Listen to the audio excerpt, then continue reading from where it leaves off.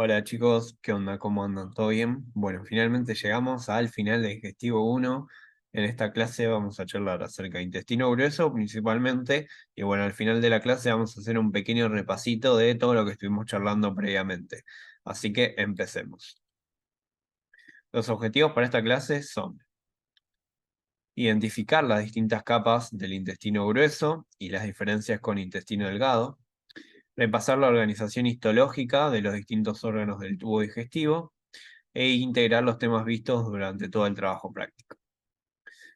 Bien, el intestino grueso, también conocido como colon, vamos a ver de que es un órgano muy voluminoso, que también va a formar parte del tubo digestivo y que va a tener múltiples porciones, ¿sí? Básicamente nace a partir de una estructura que se la conoce como válvula iliocecal, que está dividiendo lo que sería el ilion de la primera porción de nuestro colon, que corresponde al ciego, ¿sí? Toda esta primera parte de acá corresponde a lo que es el ciego, que en el ciego van a ser lo que se conoce como apéndice vermiforme, ¿sí? El famoso apéndice que se inflama y se infecta y genera la famosa apendicitis.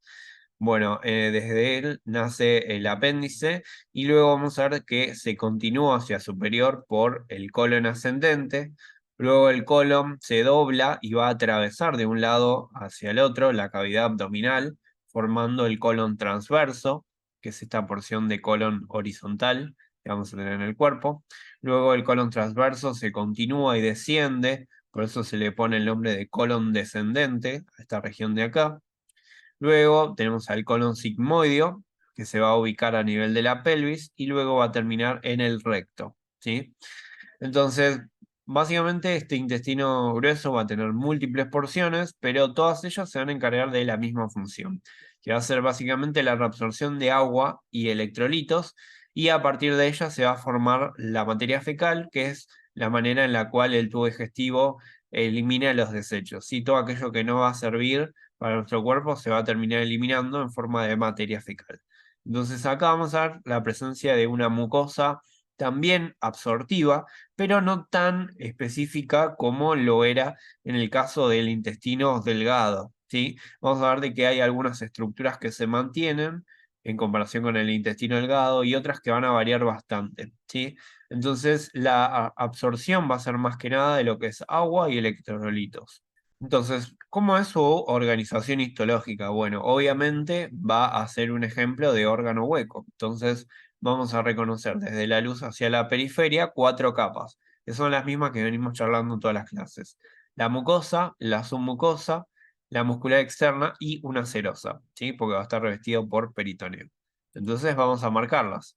Tenemos acá a la luz del órgano, contacto con la luz, tenemos toda esta estructura que corresponde a la mucosa, con su epitelio, que fíjense en cómo a simple vista ya vemos invaginaciones por parte del epitelio, la lámina propia, que es tejido conectivo laxo, entre ellos, y vemos la presencia de la muscular de la mucosa, muy característica, que nos está diferenciando lo que es mucosa de la submucosa, ¿sí? Luego vamos a tener la muscular externa, que es todo esto que se observa acá. Claramente la muscular externa va a tener 2 capas, circular interna, longitudinal externa, al igual que la mayoría de los órganos del tubo digestivo.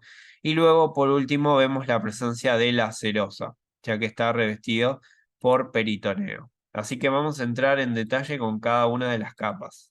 Bien, arranquemos por la mucosa, ¿sí? A simple vista podemos ver de que no va a haber evaginaciones digitiformes formando las vellosidades intestinales como veíamos en intestino delgado. Acá en intestino grueso no vamos a tener ni las vellosidades ni tampoco los pliegues circulares o válvulas de Kerkrin, ¿sí?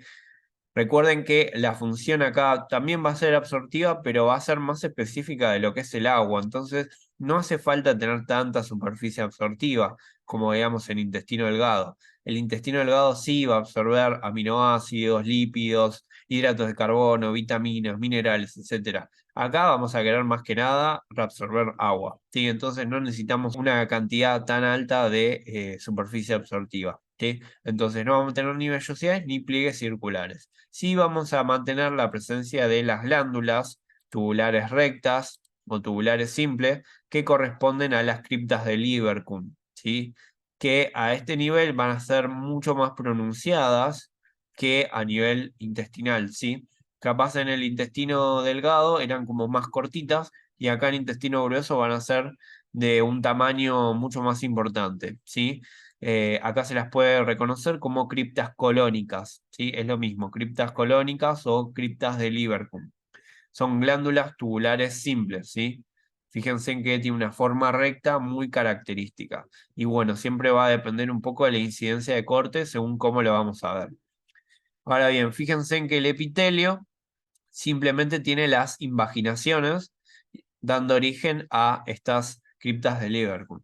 El epitelio va a ser un epitelio cilíndrico simple que va a tener células absortivas, ¿sí? Es decir, va a tener enterocitos con sus famosas microvellosidades, pero acá no van a formar la chapa estriada debido a esa gran cantidad de microvellosidades y gran cantidad de enterocitos. Acá la proporción de enterocitos va a ser menor a comparación de lo que veíamos en el intestino delgado. Entonces va a haber enterocitos, pero vamos a ver la presencia de muchas células caliciformes entre ellas, ¿sí? Esto es algo muy característico de este órgano. Nosotros a nivel de todo lo que es el intestino, vamos a ir viendo que desde lo más cefálico hacia lo más caudal va a ir aumentando el número de células caliciformes. O sea que a nivel del duodeno veíamos muy pocas células caliciformes y ahora a nivel del colon vamos a ver un montón, ¿sí? Eso es importante que lo tengan en cuenta. Entonces, es un epitelio cilíndrico simple con células caliciformes, ¿sí? Y microvellosidades. No hablamos acá de chapa estriada, como hablamos en intestino delgado. Así que ojo con eso, ténganlo en cuenta, ¿sí? Va a haber células absortivas cilíndricas, sí, va a haber enterocitos, pero no va a haber tantos, ¿sí? Acá va a haber claramente una cantidad de células caliciformes que nos va a orientar mucho a hacer el diagnóstico y hacer justamente la diferencia entre lo que es la mucosa del intestino delgado versus la mucosa del intestino grueso. Recuerden la diferencia entre las vellosidades y los pliegues circulares y las células que vamos a encontrar a nivel del epitelio. Bien, luego vamos a ver que a nivel de lo que sería la submucosa vamos a encontrar obviamente la presencia de tejido conectivo denso no modelado, la presencia de vasos sanguíneos, pero no mucho más, ¿sí? Típicamente se habla de un aumento de lo que es el tejido linfático, ¿sí? El tejido linfoide. Vamos a ver de qué es característico también la presencia de cúmulos linfóides, ¿sí? De tejido linfático de tipo nodular y difuso, que puede estar presente tanto en la mucosa como en la submucosa, formando parte de lo que es el MALT. ¿Sí? Eso también es otra de las características. Siempre se dice que a lo largo del intestino, ¿sí? Tanto intestino delgado como intestino grueso, va aumentando la proporción de tejido linfático, ¿sí? Así que obviamente en lo que sería duodeno no íbamos a encontrar tanto tejido linfático y acá en lo que es ilion y en lo que es intestino grueso va a haber mayor cantidad. Así que puede haber presencia de tejido linfático acá a nivel de lo que es la mucosa y de la submucosa. Después tenemos la capa muscular externa, donde vamos a encontrar las dos típicas capas de músculo liso. Tenemos la circular interna y tenemos la longitudinal externa, ¿sí? Que fíjense en que acá la longitudinal externa tiene una forma de organizarse en algunas regiones que es muy característica y que estas regiones se las denomina como tenias del colon, ¿sí? Esto es algo también característico que nos puede orientar a diferenciar lo que es colon versus intestino delgado, ¿sí? Y por último vamos a tener la serosa, que es la capa más profunda de todos, ¿sí? La más periférica, donde vamos a encontrar el mesotelio con el epitelio plano simple y el tejido conectivo laxo, ¿sí? Así que esto es todo lo que tienen que saber de colon. Fíjense que no es mucho, ¿sí? Es básicamente recordar la típica organización histológica de los órganos huecos, mucosa, submucosa, muscular externa y serosa, y las características en este caso de la mucosa para diferenciar la del intestino delgado versus intestino grueso, y reconocer básicamente la presencia de estas tenias y del aumento de lo que es el tejido linfoide, ¿sí? Muchas más diferencias no hay, ¿sí? Tienen que saber bien lo que es el epitelio, mucosas y la presencia de las tenias, que es muy característico, y el aumento del tejido linfático, no mucho más que eso. Entonces, a modo de integración está muy bueno este cuadrito que está en el brusco, y básicamente les agrupo un poco todo lo que estuvimos viendo, ¿sí? De esófago, estómago, intestino delgado en sus tres porciones, duodeno, yeyuno, ilion y colon, ¿sí? Y cuáles básicamente las características en cada capa, ¿sí? Todos estos recuerden que son órganos huecos, entonces siempre estudienlo desde la luz hacia la periferia, y en cada uno de ellos van a ir reconociendo las distintas capas, ¿no? La mucosa, la submucosa, la muscular externa y lo que sería la serosa o adventicia.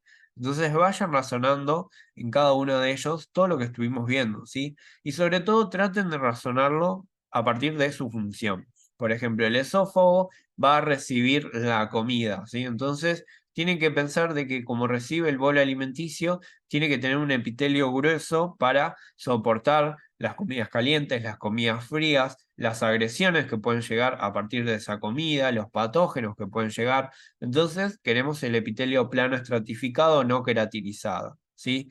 Vamos a querer también la presencia de glándulas a nivel de lo que es la submucosa, que es muy característico también de lo que serían las glándulas esofágicas.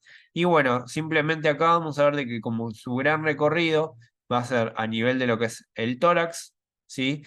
Eh, lo que va a predominar es la adventicia, ¿sí? A nivel del esófago. Tiene una pequeña porción nomás de serosa en lo que sería la porción abdominal del esófago, que es cuando atraviesa el diafragma, pero la realidad es que es muy, muy pequeña. En la gran mayoría de los órganos encontramos la adventicia. A diferencia del resto de los órganos que sí, como están todos en la cavidad abdominal, van a estar revestidos por peritoneo, y por ende todos ellos van a tener serosa en su capa más periférica o más profunda.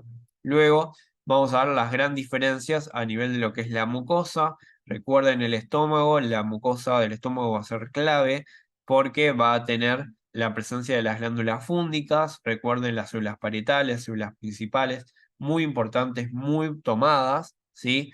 Repasen las características, ¿sí? Cómo es la ultraestructura, qué función tienen y cómo se tienen, que se toma un montón. Recuerden la presencia de tres capas musculares, que eso no lo tienen los otros órganos y sí lo tiene el estómago, ¿sí? Justamente porque participaba de la digestión mecánica y también enzimática, ¿sí? A partir de eso producía el ácido clorhídrico, el pepsinógeno, etc. Luego tenemos intestino delgado, recuerden la unidad vellosidad-cripta. La vellosidad es la evaginación del epitelio, que se encarga de la función absortiva, y luego tenemos la invaginación, que es la cripta de Lieberkühn, que tiene la función secretora, ¿sí? Recuerden la presencia de los enterocitos, de la célula de Paneth, de las células caliciformes, ¿sí? De las células M, más que nada a nivel de lo que es el ilion, y las estructuras características que nos permiten hacer el diagnóstico histológico de qué porción estamos. Recuerden, en duodeno tenemos las glándulas de Brunner a nivel de la submucosa. En lo que sería el yeyuno vamos a encontrar el aumento en el tamaño de las vellosidades intestinales, y a nivel del ilion encontramos las famosas placas de Peyer, ¿sí? Que forman parte del MALT, del tejido linfático asociado a las mucosas, ¿sí? Recuerden que tiene los dos tipos de tejido linfáticos, nodular y difuso. Y luego por último tenemos al colon, que no tiene vellosidades, tampoco tiene los pliegues circulares, sí va a mantener las criptas de Lieberkühn, y acá va a haber un aumento claro de las células caliciformes que va a predominar en este epitelio y que van a estar acompañando en gran cantidad a los enterocitos. Acá la absorción era más que nada de agua, así que no necesito tener vellosidades ni pliegues, ¿sí? Y bueno, la característica de la capa longitudinal externa, a nivel de lo que es la muscular externa, que puede formar esas tenias que son tan características también de este órgano. Así que bueno, chicos, perdón si los torturé todo este tiempo, pero la realidad es que es un tema muy importante. Los órganos de digestivo 1 son muy importantes, se toman un montón, sobre todo estómago e intestino delgado se toman mucho, tanto a nivel choice como en el oral con los preparados, ¿sí? Así que sí o sí los tienen que estudiar, ¿ok? Bueno, como conclusiones decimos que el intestino grueso Se organiza en mucosa, submucosa, muscular externa y serosa. Los órganos del tubo digestivo se van a encargar de la digestión, absorción y eliminación de los alimentos y nutrientes adquiridos por la dieta. Cada órgano tiene una estructura patognomónica que nos va a permitir hacer el diagnóstico histológico. Bueno, perfecto, chicos. Con esto terminamos la clase. Cualquier duda que tengan, por favor, no duden en preguntarme, ¿sí? Nos vemos la próxima. Abrazo grande. Chao, chao.